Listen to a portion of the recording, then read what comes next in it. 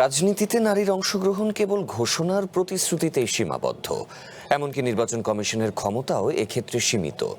Web ফাউন্ডেশনের একটি গবেষণা প্রতিবেদনের ওপর আলোচনায় অংশ নিয়ে এমন মন্তব্য করেছেন বিশিষ্টজনেরা।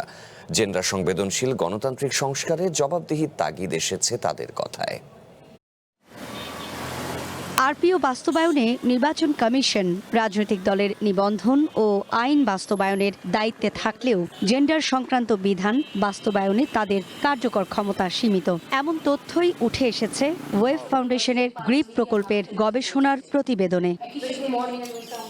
তথ্য বলছে, অংশগ্রহণকারী ৭২% মনে করে এখনও দলগুলোতে ৩৩% নারী প্রতিনিধিত্ব কার্যকর বাস্তবায়িত হয়নি। এছাড়া ৩৯.৩% মতে নির্বাচন কমিশনের সক্ষমতা সীমিত এবং আরপিও বাস্তবায়নের শর্তাবলী সম্পর্কে সীমিত ধারণা রাখেন ৪০.৮%। বাংলাদেশ নির্বাচন কমিশনকে নিম্নত দায়িত্ব প্রদানের ব্যবস্থা করতে হবে, বিশেষ করে নিয়মিত অডিটের মাধ্যমে রাজনৈতিক দলগুলোর জেন্ডার সংক্রান্ত বিধান বাস্তবায়ন যাচাই, জেন্ডার প্রতিনিধিত্ব ও প্রার্থী মনোনয়ন বিষয়ে বাধ্যতামূলক বার্ষিক প্রতিবেদন প্রকাশ নিশ্চিত করা।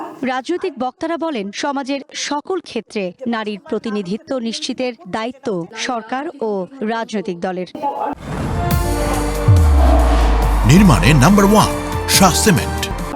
আমাদের যে স্ট্যাটাসটা, সেটার বাইরে আসতে হলে আমাকে রাষ্ট্র সাহায্য করতে হবে এবং নিজেদেরও সেই আত্মশক্তিতে বলিয়ান হতে হবে এবং সারাউন্ডিংসে সবার মতামতটাই এর পক্ষে থাকতে হবে। শুধুমাত্র ক্ষমতার প্রশ্ন না, এটা মনুষ্যত্বেরও প্রশ্ন, এটা দায়িত্ববোধের প্রশ্ন, এটা সবসময় কর্তব্যবোধের প্রশ্ন।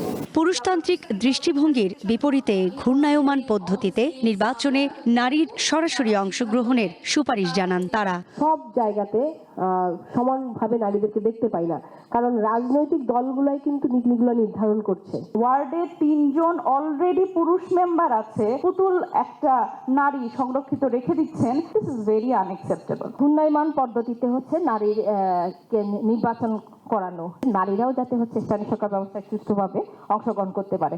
এসি সিনিয়র সচিব বলেন, নেতৃত্বে নারীদের সুদীর্ঘ অবস্থান তৈরিতে সীমাবদ্ধতা রয়েছে এখনো, সেখানে আরপিও সংশোধন করে তা সমাধান করা সম্ভব নয়। মিসইনফরমেশন, ডিসইনফরমেশন, ফেক নিউজ, এই বিষয়গুলো দেখেন, একজন জীবিত মানুষকে মৃত ঘোষণা করার মতো ন্যাক্কারজনক ঘটনাকেও আমরা সামনে পাচ্ছি।